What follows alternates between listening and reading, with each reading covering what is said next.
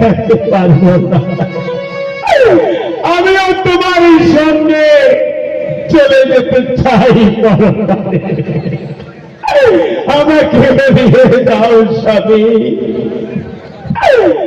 সবাই এবার দেখো মা দয়াবতী সতীকে বুঝাইয়া বুঝাইয়া বলছে, ওগো মা, ওগো এবার হাম্মাম বিবি তুমি কান্নার করো না, সবার একদিন এই দুনিয়া ছেড়ে যেতে হবে। কেউ